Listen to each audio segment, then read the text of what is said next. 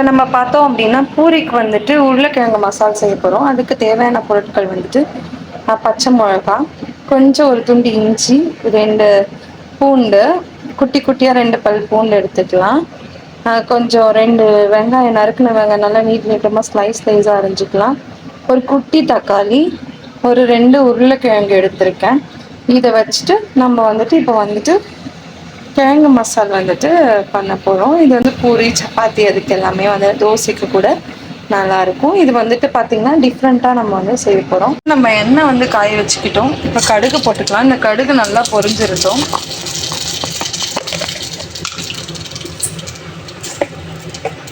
கொஞ்சம் சோம்பு போட்டுக்கலாம்.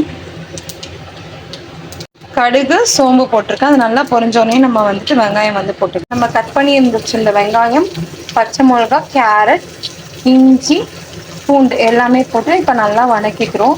இது நல்லா வதங்கினதுக்கு அப்புறம் இந்த கொஞ்சம் தக்காளியும் போட்டுடலாம். இப்போ தக்காளியும் போட்டாச்சு. லைட்டாக சால்ட்டு சேர்த்திக்கிறோம். சால்ட்டு சேர்த்து இதை நல்லா வந்துட்டு வதக்கிக்கலாம். இப்போ லைட்டாக வந்துட்டு டர்மரிக் பவுடர் வந்து ஒரு பிஞ்ச் ஆட் பண்ணிக்கலாம். அதையும் நல்லா வதக்கிக்கலாம். இப்போ இது எல்லாம் நல்லா வதங்கிடுச்சு. இப்போ வந்து நம்ம அந்த பொட்டேட்டோஸையும் சேர்த்திக்கலாம்.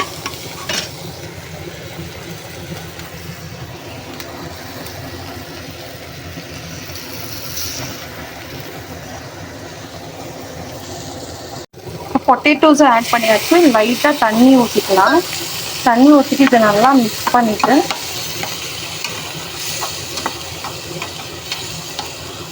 இந்த பொட்டேட்டோஸ்லாம் நல்லா ஸ்மாஷ் ஆகிற வரலும் வேக விட்டுக்கலாம்.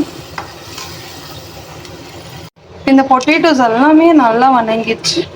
பச்சை வாசனை போகிற வரலும் நம்ம கொஞ்சம் நேரம் வந்துட்டு இதை அப்படியே மூடி போட்டு விட்டுறலாம். அதுக்கப்புறம் நான் உங்களுக்கு சர்வ் பண்ணி காமிக்கிறேன். ரொம்ப திக் கன்சிஸ்டன்சியில் வேணும் அப்படின்னா நம்ம கொஞ்சம் அதுக்காக பொட்டுக்கடலை வந்து சேர்த்திக்கலாம். நிறைய பேருக்கு நீங்கள் செய்கிறீங்க அப்படின்னும் போது நீங்கள் பொட்டுக்கடலையும் கொஞ்சம் சேர்த்தி வந்துட்டு ஆட் பண்ணீங்க அப்படின்னா உங்களுக்கு வந்துட்டு நிறையா வந்து கிடைக்கும். அதே மாதிரி அந்த கன்சிஸ்டன்சியும் நல்லா திக்காக கிடைக்கும். இப்போ பார்த்தோன்னா நம்ம ரெஸ்டாரண்ட் ஸ்டைலில் வந்துட்டு நமக்கு உருளைக்கிழங்கு மசாலா வந்து ரெடி ஆயிடுச்சு. பார்த்தீங்கன்னா தெரியும். இது தோசை, சப்பாத்தி, பூரி எல்லாத்துக்குமே வந்து ரொம்ப சுவையாக இருக்கும்.